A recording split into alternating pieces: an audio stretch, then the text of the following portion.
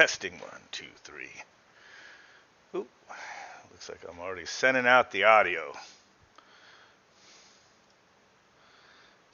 Alright, let's change. Yeah. Let me add the live stream.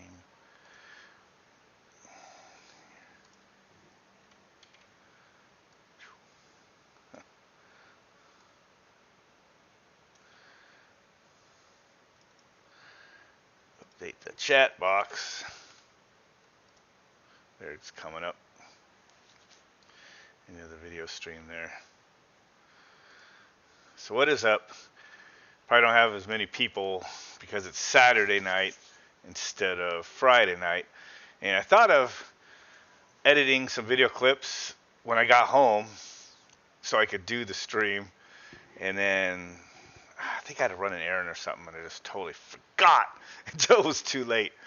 So then today I actually had to go run a service call on call, which actually updates one of my little video clips we'll go over here. So not a whole lot to show, but a couple of interesting video clips here. Let's see, I don't have my stuff in the right spot. So Samuel is quiet. Maybe I scared him when he told me he was getting a flu shot. I just happen to have my ear to the ground on that kind of stuff, and know some people got jacked, but I just threw some links into the chat there because there's an actually pretty interesting CBS 60 Minutes report done in 1976 after a bunch of people got injured from the flu vaccine, and they had a bunch of brought on people from the manufacturers and stuff and that were involved during testing that claimed that they knew there was issues with it, and they pushed it through anyway. But they actually pulled that vaccine off the market because it jacked people up. Hey there, Wild West. I guess it made like paralyzed somebody, and it made the news back then. And then in the 2008 or whatever, 9, whenever they did the swine flu was the scare again. That vaccine also made several people paralyzed. And one of the jobs I had, which I put video, remember that place I worked at, like, 10 years ago or whatever, on-site job I had, facility, and I had the carrier chiller at one place, and I had the water source heat pumps at the other. Anyway, one of them was like a medical kind of thing, and the lady that ran the nursing department or whatever, her mom, who was a little bit of an older person, she was totally fine, got the flu shot during that swine flu thing of the, mid-late 2000s, and it made her lose her ability to walk, and then she had to go through a bunch of rehab and stuff, learning how to walk again. And that happened to several people. So I'd rather just roll the dice and know that the flu is just going to make me sick for a few days than take some sort of chemical cocktail that is like I said, a roll. That's the real roll of the dice, because most often it's just going to go into your fatty tissue or whatever and just slowly get worked out. But I think what happens is if it goes into somehow it gets up into your blood or something, maybe it kind of deposits some of them heavy metals or something in people's brains, kind of short circuits.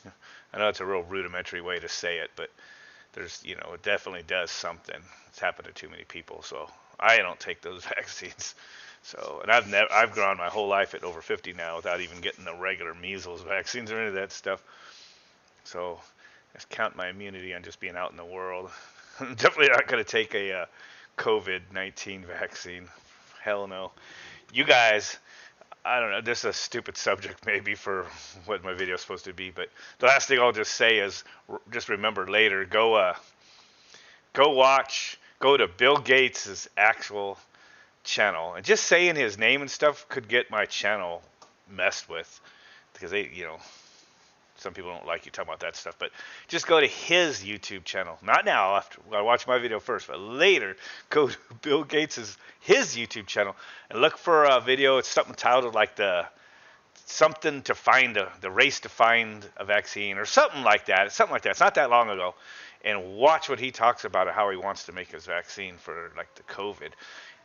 He's not talking about taking the actual virus and like in a lab growing it, culturing it, and the aborted babies, or in the monkey kidneys, or in the chicken embryos, the eggs, right?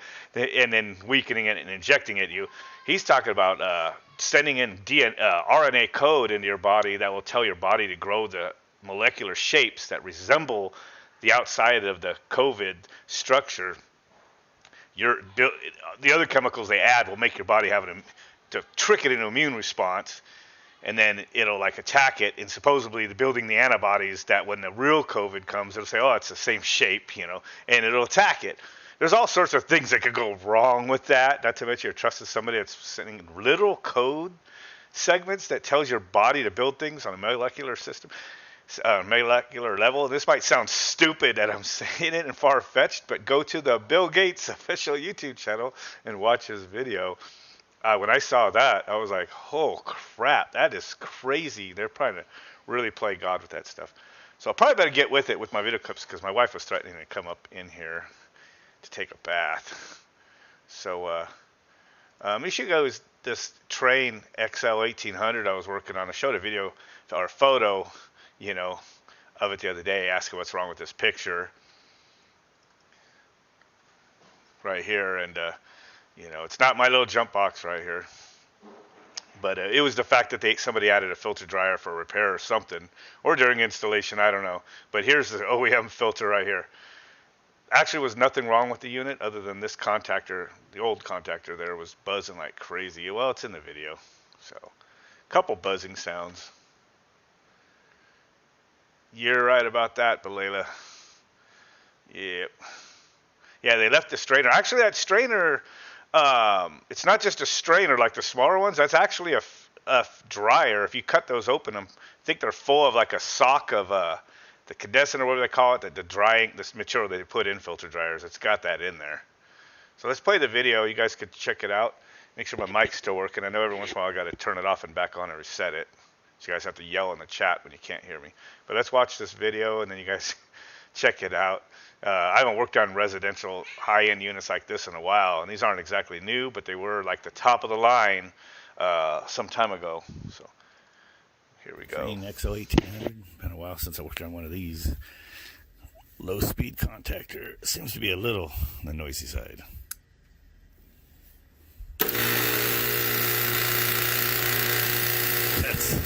That's almost as loud as a good one.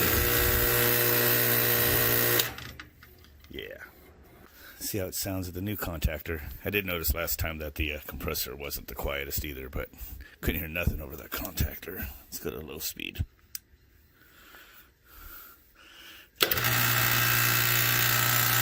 you actually hit the compressor.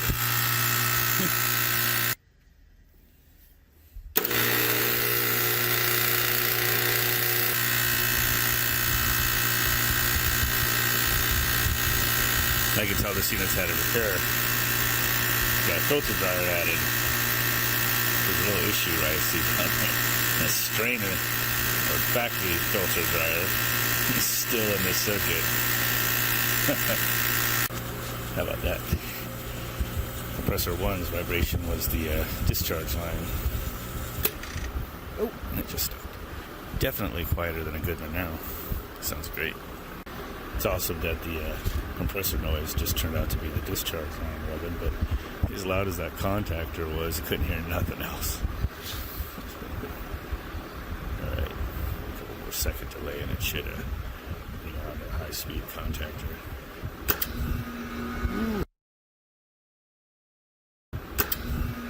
Ooh, had a little spark on that capacitor too. Dang, didn't catch that on the maintenance. We'll probably catch that one next time. Wait till you see the one on the other side of the house. That start capacitor is toast.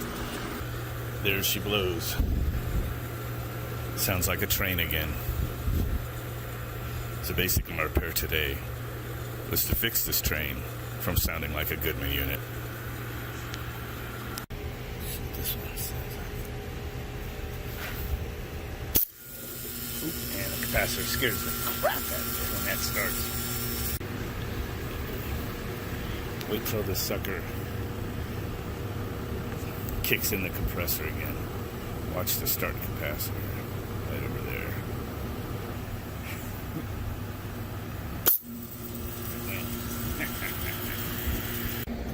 That's interesting.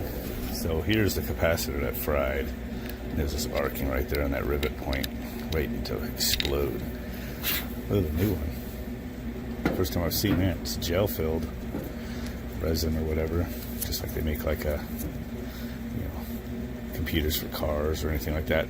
It's susceptible to vibration and all that. Notice they've changed something. This is the original style. Just have the module bolted to the back of the motor, and on the replacement one, the module's bolted to the back of the motor, but there's electrical connections going from the module to the motor. It's external now. Huh. That's just interesting.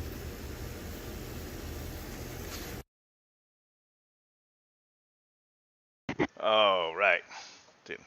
Forgot to pay attention. That was ending right there. But, yep, that's that unit. Do some still images here.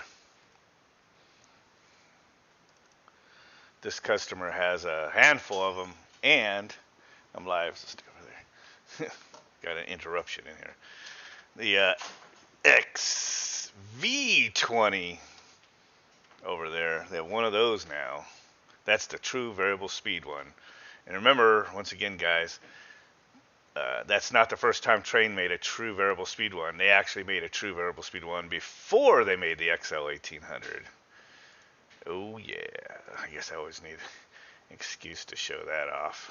Give me just a second. Going to my little HVAC folder over here.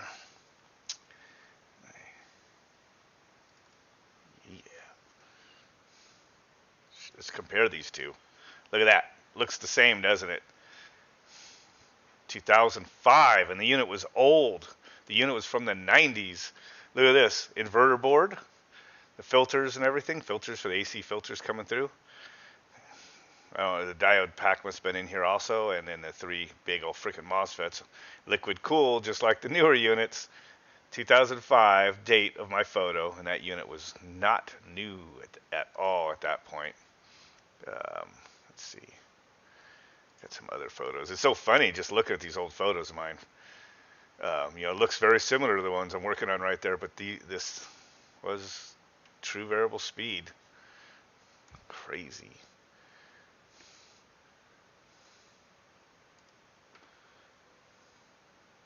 If I had any other close-ups of the electronics, yeah, right there, man, that was pretty sweet.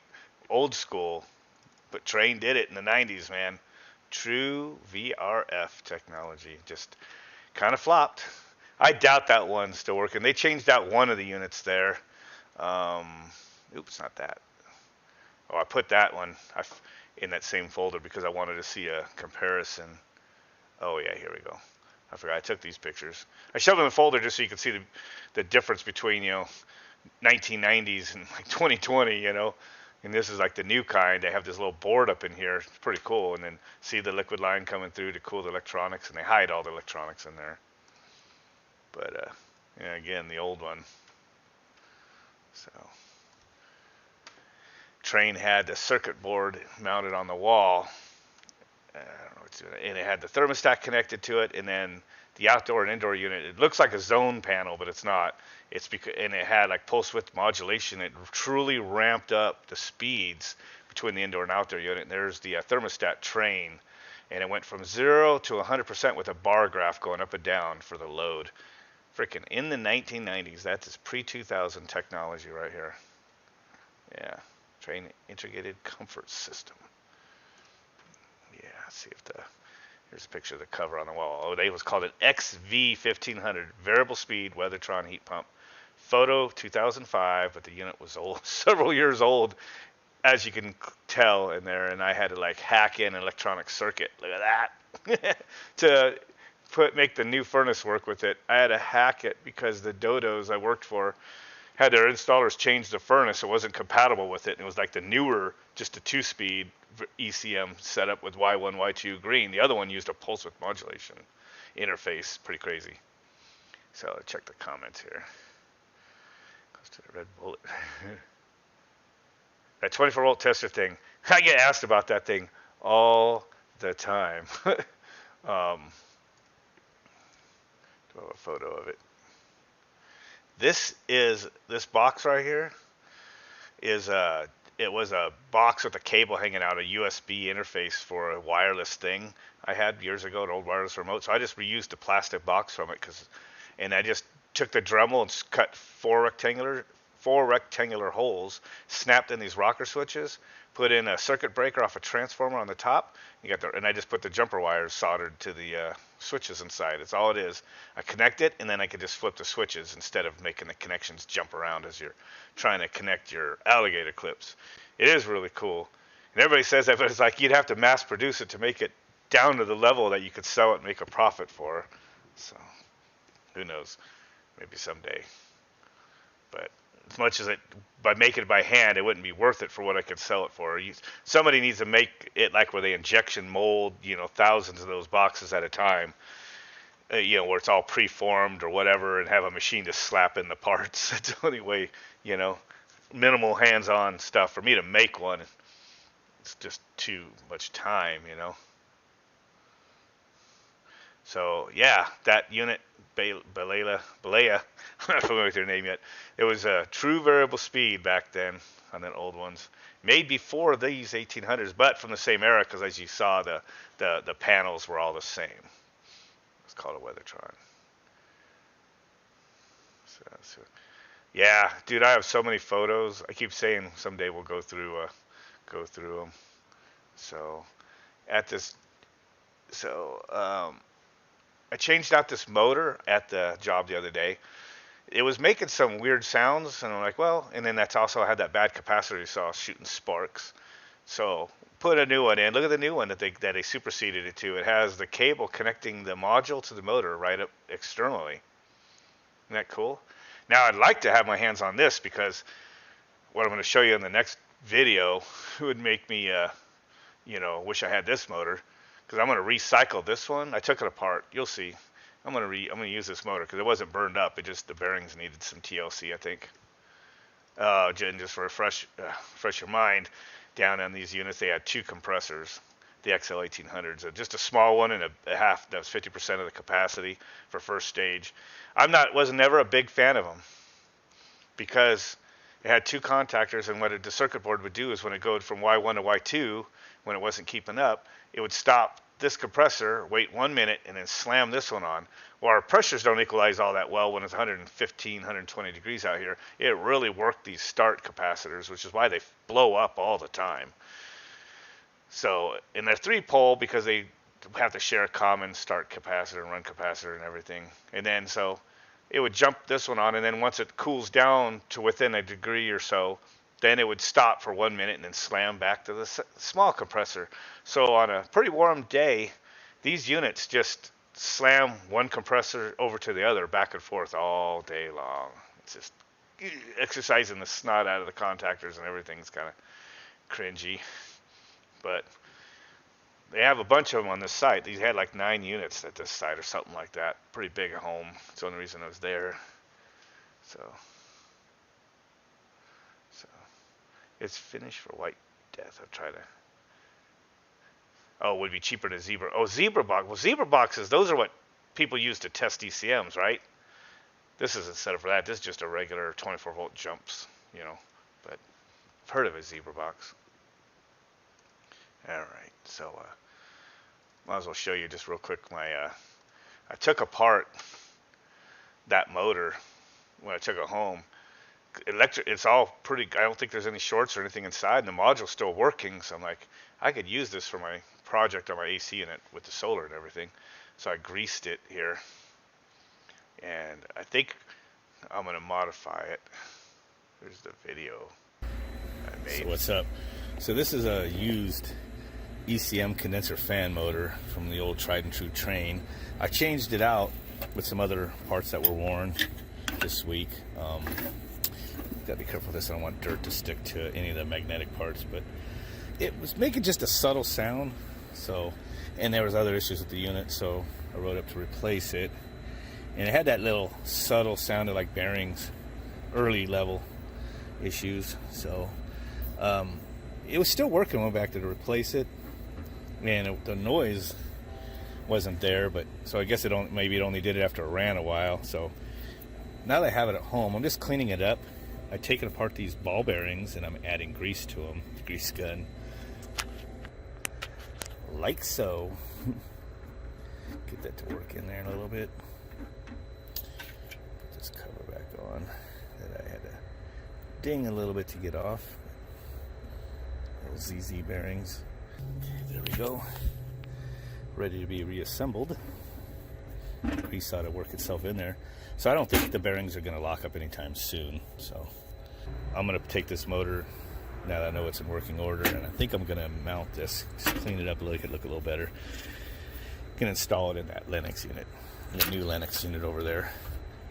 But the reason I want to do it is because instead of feeding AC power in, if I just put DC power right in here, it just goes through diodes and into the capacitors anyway.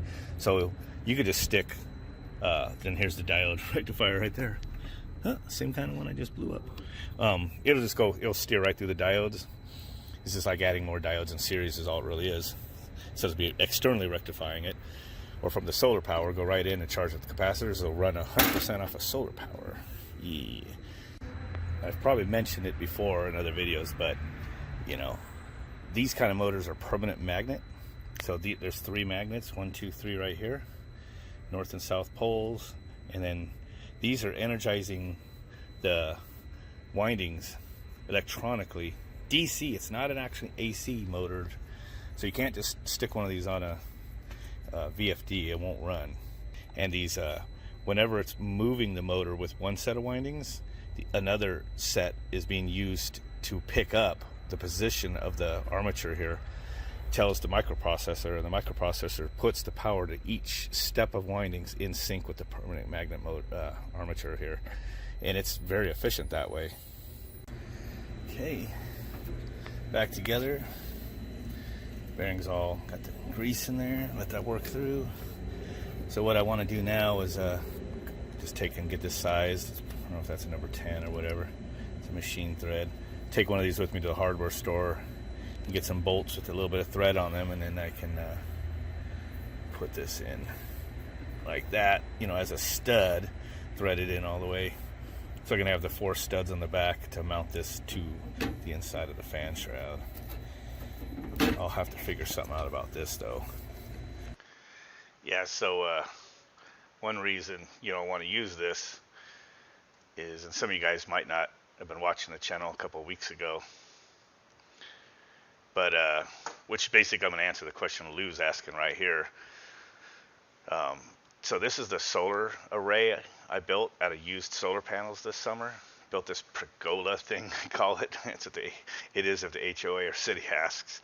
I put 22 solar panels up here. So it's basically 2 sets of 11, and then they're paralleled, so it's 330 volts. They're 30 volt panels. So I have 330 volts to work with, and I discovered, like you can see on here, is a VFD sitting on this tool thing. I've been playing around. I could stick that power right into a variable frequency drive, and it just powers it up and totally runs.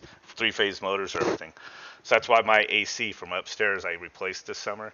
I put in a 3-phase condenser, and it's in the works. I still got to build my switching thing to actually make it really use all the solar power when the sun comes up. It still runs off of like a mixture of solar and utility, so it isn't really doing what it's capable of. But I took some ECM motors, blowers, and I have some of them in the backyard for tests. And I'm like, got thinking about it. I'm like, these ECM motors, see, I go back to where I was showing it. Oops. Okay, so basically they just go through the diode, your power, and then it just charges up capacitors. So 230 volts rectified is like 330 full wave rectified. So you could actually not stick AC power. You could just stick DC right into the two hot wires, 230 volt ones. You know, it doesn't matter which polarity because the diodes will steer the negative to the negative side of the caps and the positive. It's just adding effectively another diode in series. Doesn't hurt nothing, and you actually charge this thing up, and then you just got to stick a couple volts into the control wire. So on the blower ones, I've successfully added as little as like 5 volts just depend on ECM to like the command wires just to tell it to come on. A 9-volt battery works real well, and then I have the 330 volts from the solar power plugged into the high voltage terminals on the ECM, and it totally runs fine. I've ran it for like hours that way. So if I hook one of these up into my, you know, do-it-yourself AC unit, bastard unit that I've been messing with, um, I, I could just stick the DC rectified voltage into here, like the same power that's coming out of the VFD or whatever, rather than the AC part. That way, if I pull the power on the unit, because I could do that during the heat of the day, I could pull the disconnect from my AC side, and my AC just keeps running because the VFD has the DC also feeding from the solar, just run totally off the solar. But the condenser fan motor is AC and it stops. So, but for shits and giggles, it'd be fun just to have this in there. That way, when I walk over to my unit and turn off the breaker, pull off the disconnect in front of people, the whole condenser unit will stay on, the fan too, and it'll be a little bit more efficient. So that's pretty cool. I could even run power up into my attic into that ECM. I've never tried it with an X13 motor, but theoretically, I think it should be the same thing. So I have an X13, I think, out there now. I don't know if I've tried it or not, but I don't know if I was willing to try it on my new one. But that's a brand new air handler up in the attic that I bought. Condenser unit was brand new, but I got it for free. So interesting stuff. So the solar panels are used from a place called Santan Solar in Gilbert, Arizona. $50 a panel. They're not their best panels, but they're like the best for the price, because the nicer ones that they sell are like, $200 each or something, 100 and something bucks. They're a little bit more wattage. They'll be like 325 watts or whatever. The ones I have are only 250 watts, but 250 watts for $50, and I took the money from the stimulus check and bought that with it. So that pergola was built off the stimulus check that we're all paying back with our souls through taxes over the next century, because there was trillions of dollars Trump basically handed out. Yeah. So it might be a little different horsepower too, in which I said, and I cut that out in my video when I was editing it. But the motor that's in my unit is probably a quarter or even a fifth, and that motor is a third horse. And with AC motors, if you grossly oversize the motor, the power factor is so far off that the motor actually run really hot and everything, has a lot of reactive power. It's just doesn't do you any good.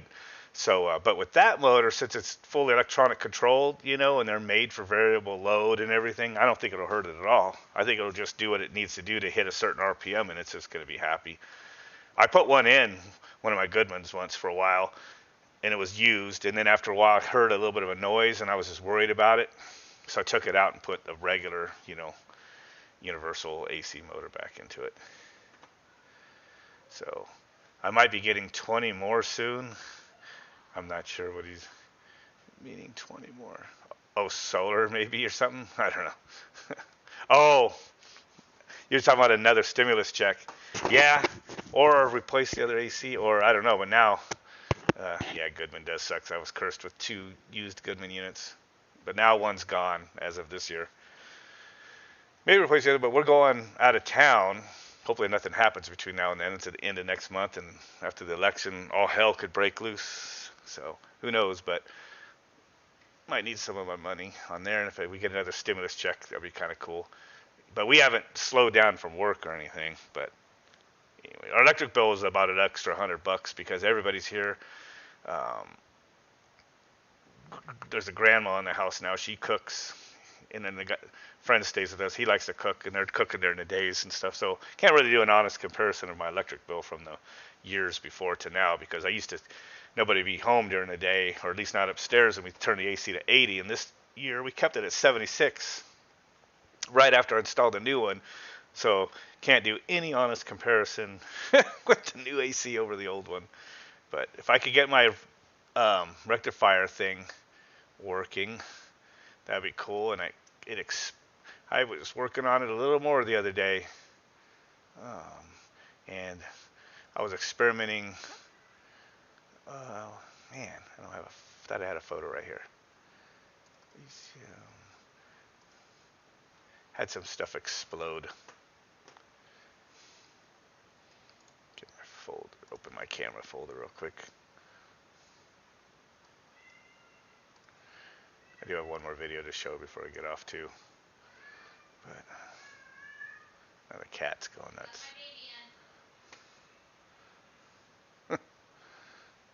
Dang it.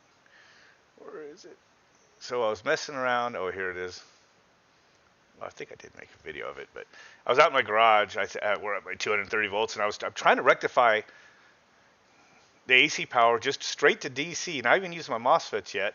I think I cooked those now. I went through them into the capacitor, but this capacitor, look at it, 1,000 microfarad.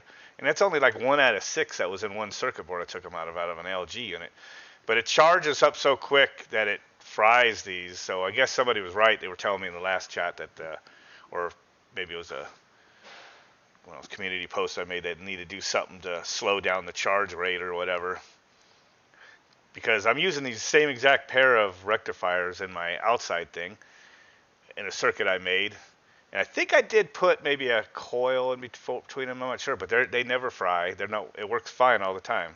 So, oh, and then this capacitor did fry after I did put another.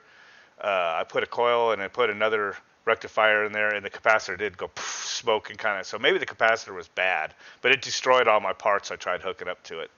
So then I think I took any photos of it. Did I? Let's see here. Here's my circuit board I've made. Remember that a week ago or something, but I haven't even hooked it up yet. That's generating my pulse width modulation, and I need to somehow get the AC divided down, or the DC bus divided down so I could read it in through this optical isolator, to my chip. But I had oh yeah, here's my still image I posted the other day. Let the smoke out. Yeah, so this coil's not even hooked up to anything yet. But so far I haven't been successful to just charge up a capacitor and leave it charge. It's kind of ridiculous. I'm having problems with something so simple. So current limiters that ECMs always blow on there. Well, inside the ECMs, you're probably talking about those. Gosh, let me get a picture of the one I just took apart.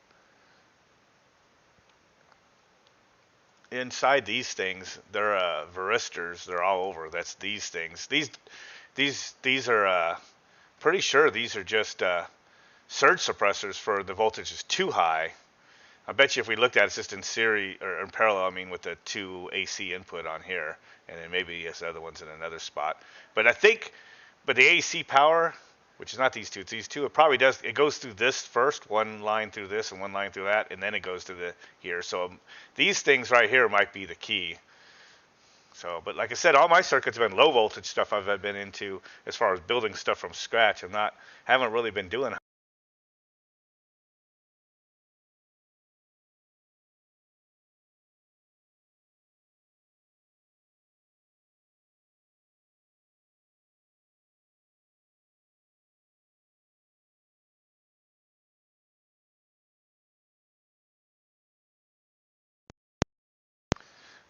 Finally did it again. Thanks for that in there. You guys are on top of it. I'll say I'm not used to doing the high voltage circuits from scratch. I've always built like little 5 volt or 12 volt circuits and stuff. So the high voltage thing's kind of kicking my butt a little bit as far as just making that DC bus. It's stupid. It's a simple thing. But anyway, I have more than one VFD down there, some of the some identical ones. So I was about to screw around with using one to vary the output going to another one. I don't know if I could pull it off or not and trick it so it'll even do it. But that'd be kind of fun if it was simple as that. Use one of my extra ones and some sort of feedback program in it to actually where it becomes a voltage regulator. And then I still need to get the high voltage bus though to convert into a low voltage signal, to feed in the other one, make it have a little faster reaction time or something. It doesn't have to be instantly fast, as long as I just want it to regulate like around 300 volts. So once the solar panel array has good sun on it, it will raise the voltage above 300, and once it's going over 300, my regulator circuit will basically pull back the circuit providing power from the utility until it just shuts all the way off from the utility. And now when it can, my AC is running totally off of the solar. That's the goal. Right now, it just splits it when the sun is up all the way, and then just doesn't pull enough ratio off of the solar. So, all right, I got one more video. Let me play it just real quick. Don't know how much longer I say. The Climate Master unit has gremlins in it. Climate Master here at work. Come on, photo. What are you doing? Give me Bill Gates can't even stop a virus on a computer. All right, this thing's getting hung up. There we go. Now both pictures opened up. Stupid thing. So I came in here a month ago, and the TXV was totally not opening at all. I have a camera on, Poopy. Anyway, I don't know what she's doing, trying to get ready for a shower. So over here, I'll just go full screen. This isn't my work here, but I put in found the TXV bad, came back with a new TXV. When I started hooking up here, the sensing bulb, when I was sucking it down, I found that it was cracked right up here. You know, on the sensing bulb. I'm like, oh crap, it's just a mechanical failure up there. So I know it's not going to be debris or anything. The reason it's not opening is because of this. So I only unscrewed the power head and put on the new one, and it was perfect. And then later on, another tech went there, and we're getting kind of mixed stories about it. But I'm thinking that it accidentally got double booked, and he went there and just replaced the TXV that was good, that I already fixed. And then his solder job on it doesn't really look like what I usually try to do. And today I went there thinking it had a freaking leak again. Or let me back that up. I went there yesterday. Oh man, this stupid thing. And mind you, the access to these is up here, and that's all you can get to. It's all hard lid all around these water source heat pumps. So you're trying to dig into these bastards, right? This is a Climate Master.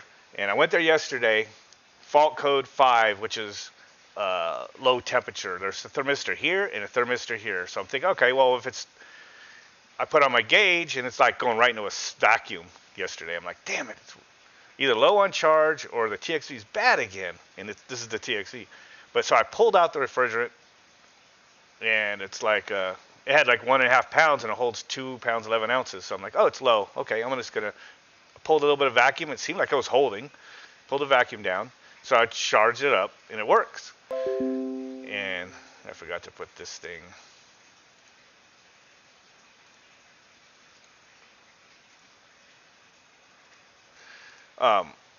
And I'm like, well, that makes sense, because if it underfeeds, this is going to be too cold, this thermistor, and it's going to throw off. So I'm like, the dang thing, you know, is just low. And right here, this thing was, you could still see some of the oil dripping right here. There was oil on this, oil in here. And I know I put brass caps on here, but for some reason this plastic one was back on. I had no O-ring. So I think it just, and it was oily before I even touched it. So I think it just leaked right there. And it held a vacuum. So I got this running yesterday. Today I'm on call. I got a call back to go to this thing. I'm like, no way. Some bitch. So I spent over half an hour leak searching this thing before I ever pulled the caps off and put my ports on it. Had a fault code 3, by the way. Fault code 3 for Climate Master is low pressure switch. Makes total sense. It lost its charge again. So I'm leak searching this like crazy, electronic leaker. Can't find it. And I'm looking at these welds going, it's probably leaking in one of those bastards. And use bubbles. And the funny thing is his welds inside, deep inside the unit, look fine. But the one right here you get to, it looks like snot. Maybe his torch is running out. I don't know. But some people just weld like that. I couldn't find any leaks. Electronic or bubbles. And then I hooked my gauges up today. You know, I was on call down at this high rise. And the pressures are freaking fine. I'm like, no way. So I got working on the dang thing. And I did find, when I was checking it out, I was thinking maybe low pressure switch is this bad, which is blue and brown here. But look at this. These are the two thermistors. This one wasn't pushed in all the way on the Molex. It's not snapped in, so seated. So I pushed that in. Maybe that signal being erratic and all over the place threw off the microprocessor. I don't know. I use, looking at the comments, I use dye sometimes.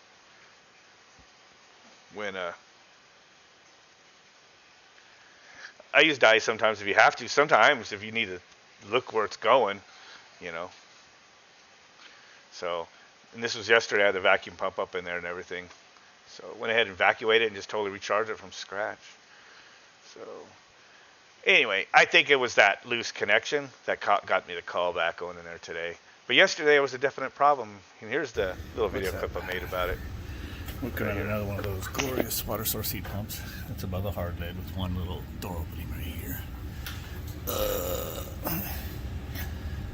I don't know what happened, but I replaced the sensing bulb power head on a TXV in here like a month or so ago, and a couple days later they sent someone out who changed the actual TXV. And then after that, it's had a slew of problems. Come here today, and it was first thing I noticed was there was oil dripping all over this pressure switch, and from the plastic cap that was on there had no O-ring, so I'm hoping that's where it leaked from. So no refrigerant. I just got done vacuuming it down. It seemed to hold, so I'm going to charge it. But I think I might have replaced the TXV the second time by mistake. Looking in the notes on our service calls here in the computer, it seems like they just got scheduled again. I don't know. So for this facility, oops. So I'm waiting for it. These always suck, and the maintenance people, they've been told for over a month that the air filter was plugged like over a month ago, so it got pulled.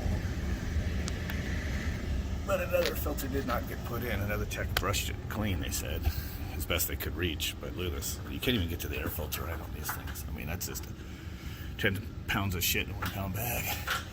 Blower access is all the way back there. Oh, there goes the unit. And with any luck, some decent pressures here. As soon as I turned it on earlier, it went right down into a vacuum. And suction's dropping there, but these often do before they kind of bounce back up. And there it bounces 100. It's coming back up. Yeah, I know these things. So it went right into a vacuum. I'm like, well, either it's a lost charge, which I was suspicious of already because of the oil, or it's got a restriction again. And I pulled out the charge to weigh it. Holds 2 pounds 11 ounces, and barely pulled out a pound out of it. So I was like, that's good news. It's low on charge and not a TXV there. So anyway, this white screen here. When I came here and found a bad TXV, what looked like one a little over a month ago, when I was recovering a charge and pulling the power head off, I noticed that the capillary tube was busted right off the power head. I'm like, oh, open and shut case. Power head lost the charge, so that means chances are it's not like a restriction, or debris in the valve body. So I've got a new TXV and just put the new power valve part on, and it worked perfect. So I don't know why somebody had to come back and change it again. But the other tech came here yesterday, and they said, this is on fault code 5, which is for the temperature error on this they got these thermistors, one right here, right where my clamp on is. Thermistor there. It's a liquid line right before the TXV. And then one right after the TXV, which is the temperature drop there. And then I guess they work in reverse when it's in heating mode. It's kind of funny that it's expanding going through the filter dryer. It just cracks me up on these heat pumps. But yeah. So I don't know, he didn't catch it was low on charge yesterday. But I guess when it's low on charge, leaking out and it gets to a certain point, you are going to get a really low, temperature coming out of it too. Working perfect. It's right here. 12 degrees subcool. Kind of throw that reading a little out the window on these water source heat pumps sometimes. 21 degrees superheat. Usually that'll come down. It probably will once the temperature comes down. It's like 79 in here, a couple degrees added with the makeup air, so it's probably a little over 80. 61 degree saturation or supply air temperature. Supply air temperature 60 and dropping out the vent where my Bluetooth is. So superheat should start dropping to normal. Subcooling 11. So I weighed this in factory charge, so I'm not worried about the subcooling.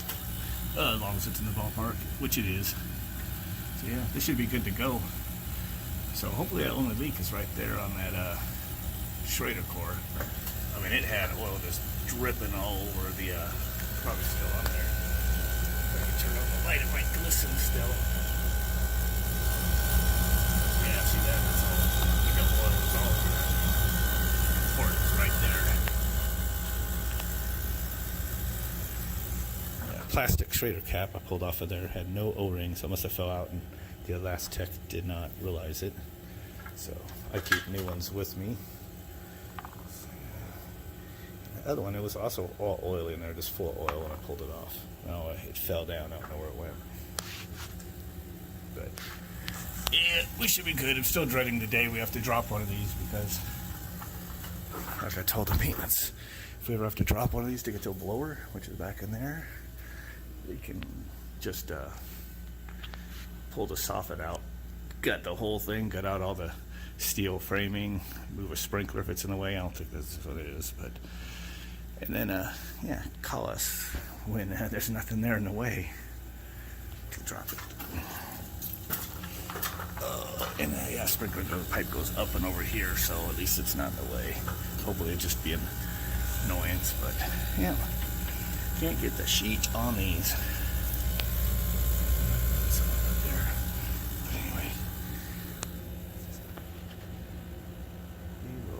Call this good. 56 degrees supply air. So, yeah. See if we bounce it around, but I don't think my probe's on there very good right here. Getting that temperature. So, supply air temperature tells me it's gold though. 56, 57 degree. Yeah. Yes, that sucker. That was that water source heat pump, and again, this whole place, some of you might not have watched my channel like a while back, but there's 300 and something apartments at this high rise with these bastard heat pumps in them. Let's see if I still got the folder over here of them. Oh man, you guys hear that cat? Might not with this kind of microphone on there. Oh man, yeah, I don't see it.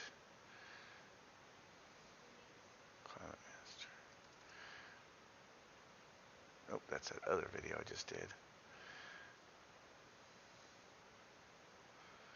But anyway, they're in this complex, man. It's like hard as hell to access them. Go the other way. Where's my arrows? Damn thing.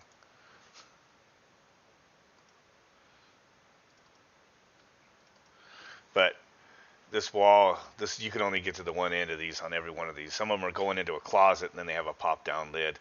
So I've had to cut holes in the sheetrock to access the parts. And the blower is back there. I think I showed you guys in the video. You can't get to it. I haven't had a blower go out, but when it does, I'm just going to tell the property managers, have somebody gut your whole soffit, including the framing, the steel framing, and then we'll come back to lower the unit.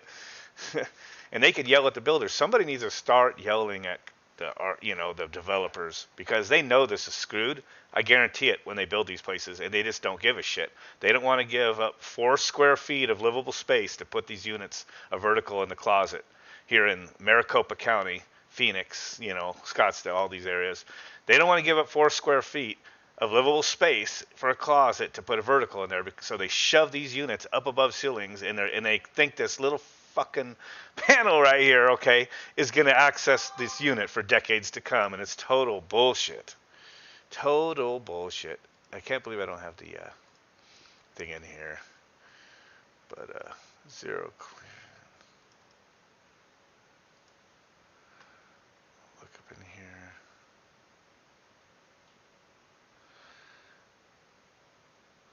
I did a whole video on it, but some of you people seem a little new, so I don't know if you've seen it, but yeah.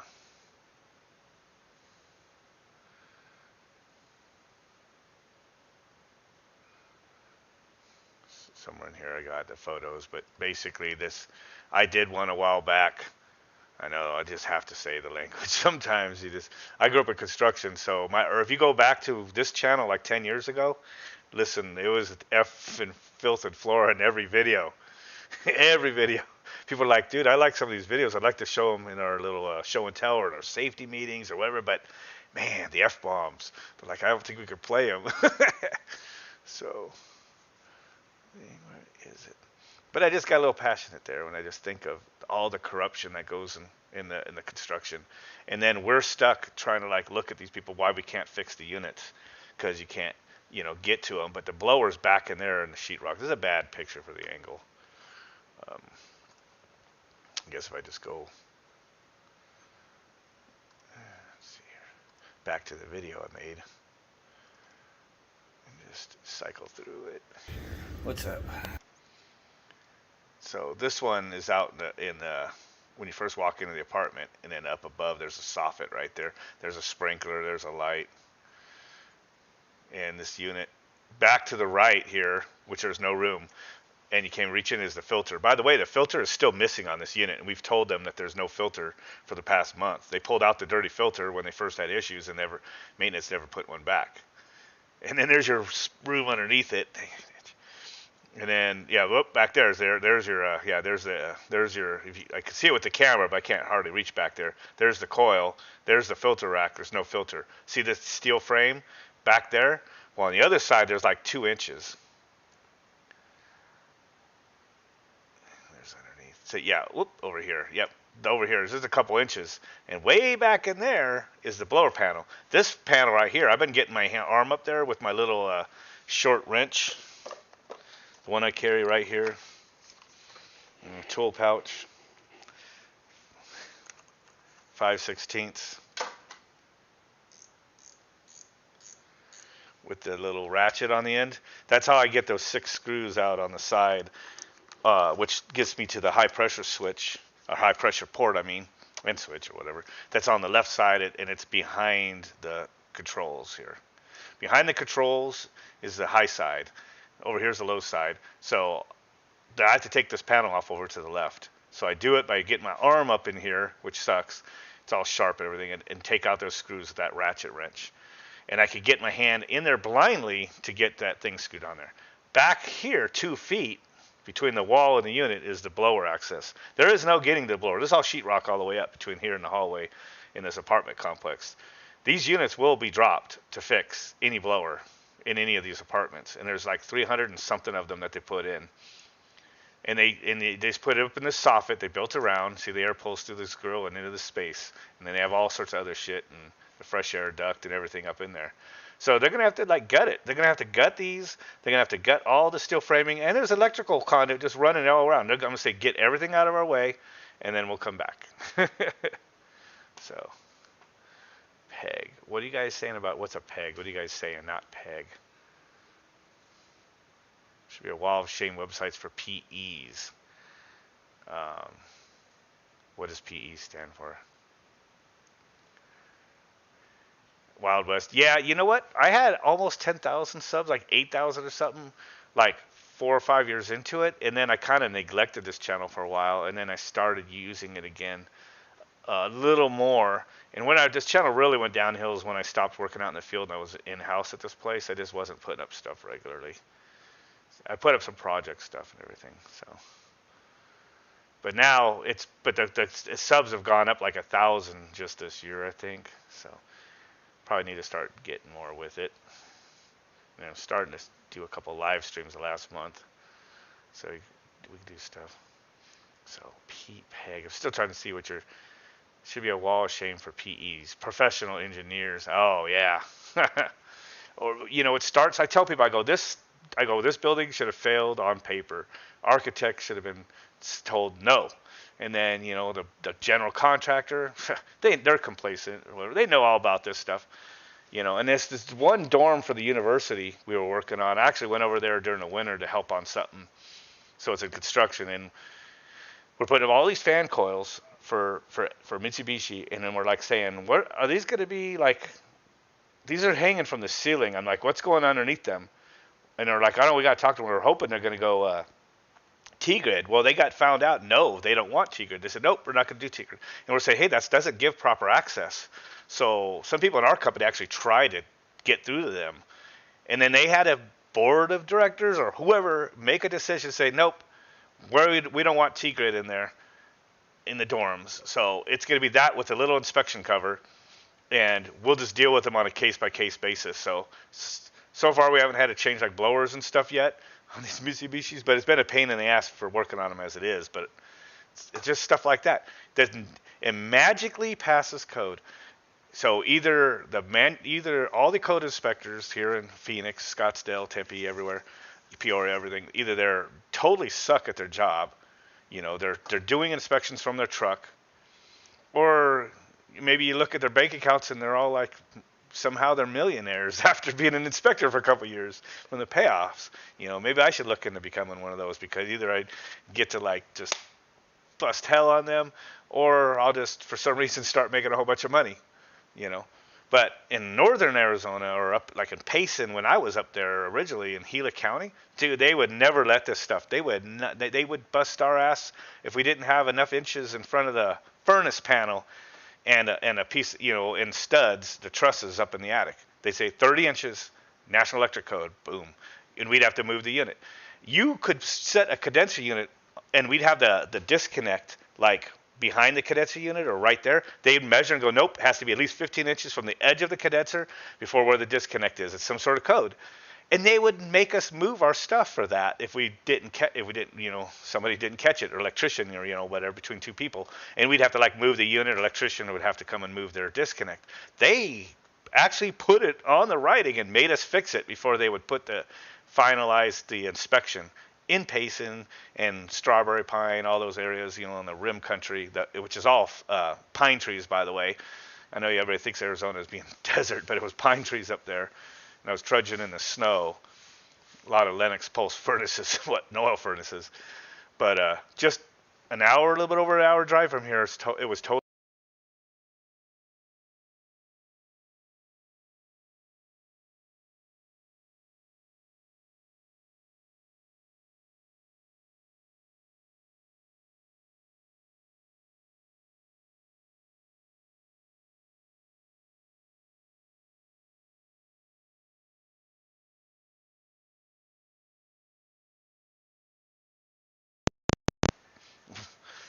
I'm going to have to chuck this Logitech thing. Brand new headset, too, man. This pisses me off. I did leave that problem on my Amazon review, by the way. 3 stars instead of 5. I said I'll change it if somebody could tell me if there's an actual fix to making this not time out. Because that's bullshit. That something like this that you think people would use for gaming, which is what it's targeted as, but I'm using it for this, live streams, that you'd have to turn off and on the mic to make it work again. Dang. So anyway, I was just saying the inspections used to hold us, man, to the fire up in Payson, citing National Electric Code and the regular codes and everything for building. And then down here in the valley, I've been working down here since 2001, so it's going on 20 years.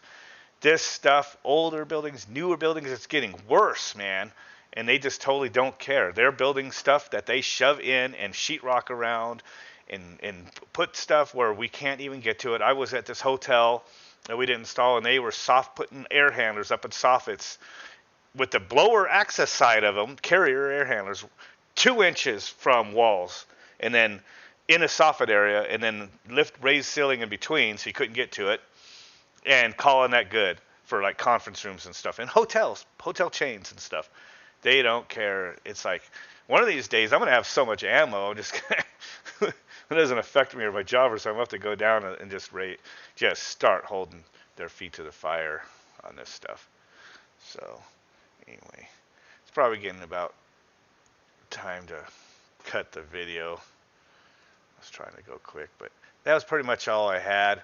Oh, one more picture I forgot to show. When I was down in Tucson, come on, Bill Gates, what's with why ain't it showing up? When I was down in Tucson, I was working on those new water source heat pumps I showed you guys last week. Remember the ones that come apart in layers? When we were walking, we have to go down in here to get out and in and out.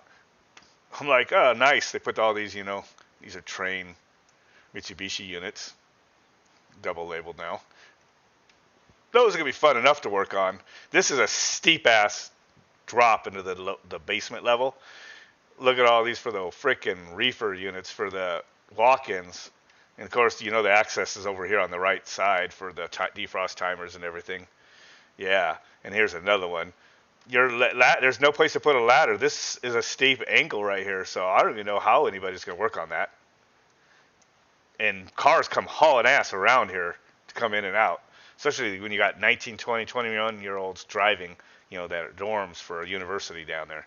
So yeah, this is a bunch of BS. That shit shouldn't have been allowed, but not to mention all the heat's gonna just build up in here in the middle of the summer too.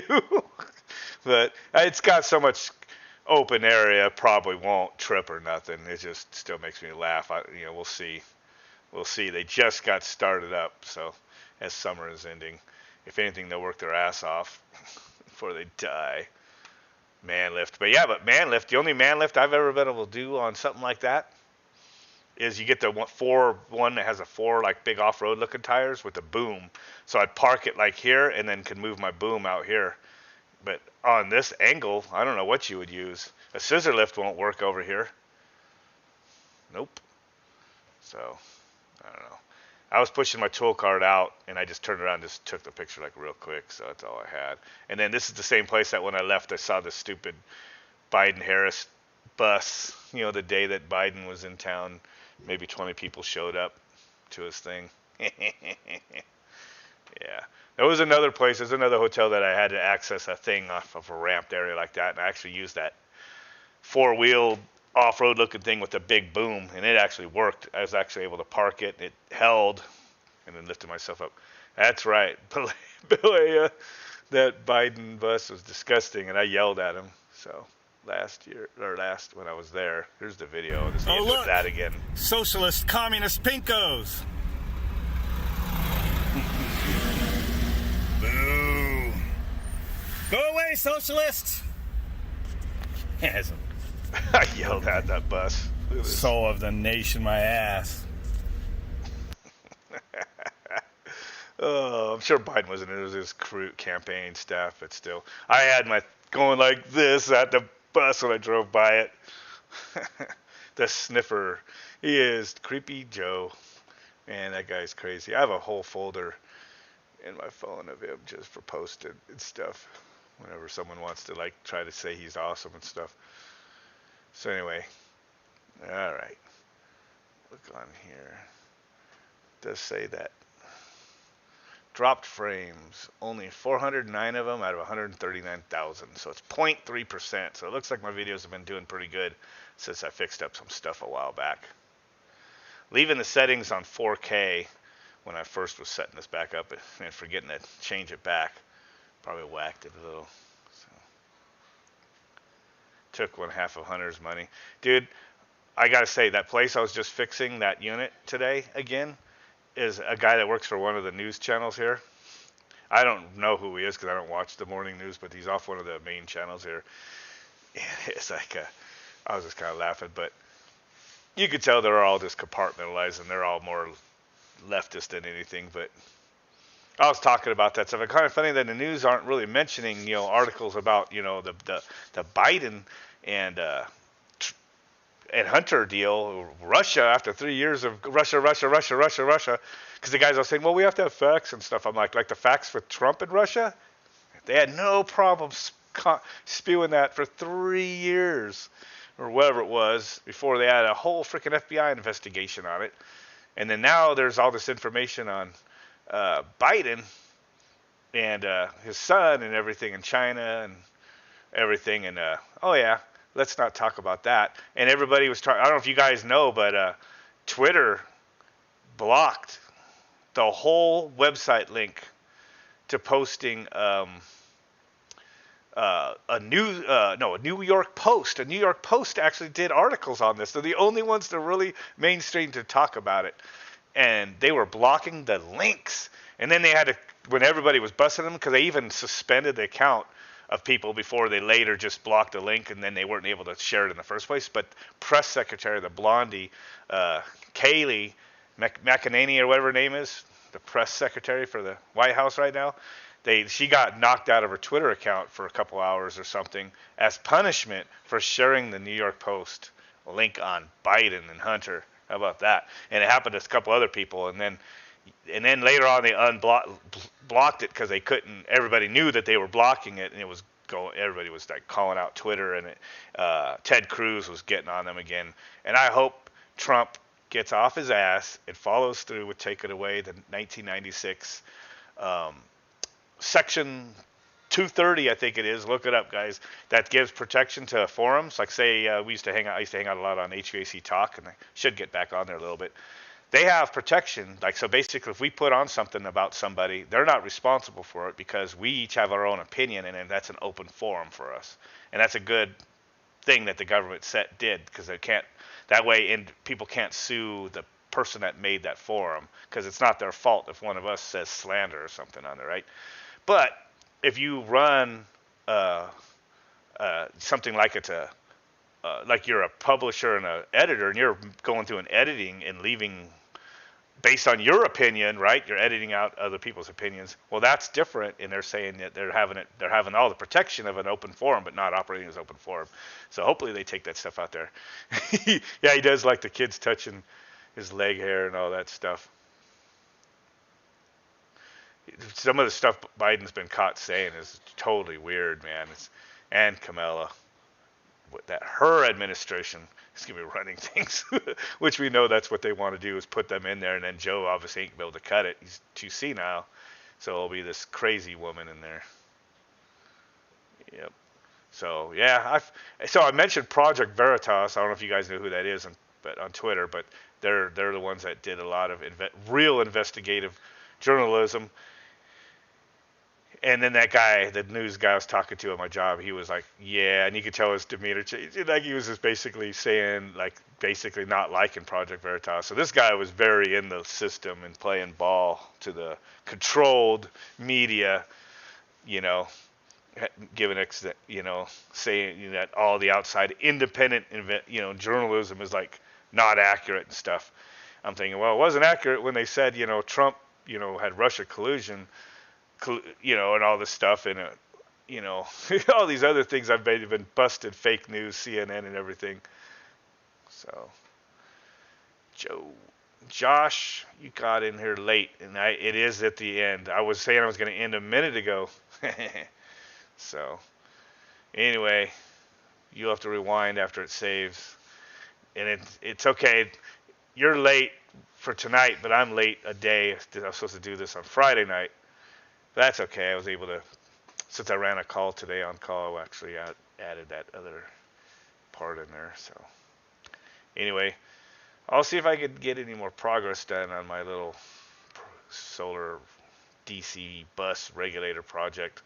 It's weird. It's hard trying to make something. I'm just not used to high voltage or making I'm used to 5 and 12 volt circuits, not that high voltage stuff.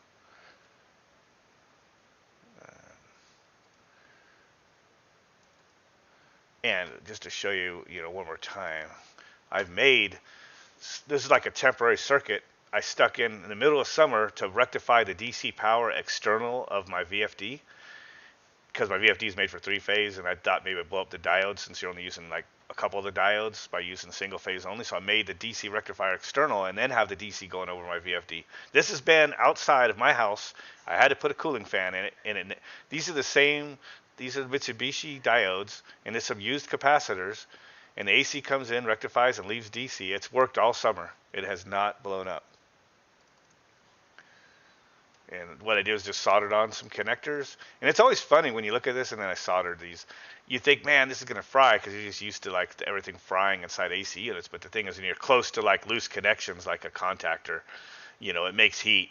But these soldered wires, even though they're not that big or nothing, and it's 3-ton AC is pulling power through this. And it made it like 2 or 3 months through the heat of the summer here. And this is my VFD, for those of you who haven't seen it, that I cut and hacked into a brand new Lennox unit. So AC came in, and then I was going through this added some chokes. I was just adding chokes for experimenting at this point. I took this picture, and it goes in, but I've since disconnected all this right here. This AC power no longer goes into this VFD at all. It's all DC through that other thing I just showed you from this now. It's mounted on my wall between, this picture doesn't show it, but this is the AC power. Oh, and over here I have a DC power from the solar Guess this is the day I was installing that unit. Dang it. I don't know if I have it. Oop. All right, wife's getting out of the shower and we're in here. And I'll cut it. I'll fill you guys in a little more on that stuff later, but yeah, that cooling fin worked fine. So anyway, with that, guys, I'm gonna catch you later. Maybe hopefully I can make some progress on that before next Friday and have some updates. So some neat heat here, huh? Yeah, well it's still hitting 100 here, buddy. So still want it to cool off. But in the mornings and then after sun goes down, I could drive with the windows down. So, all right. Well, I got to get. We'll see you guys later, man. See ya.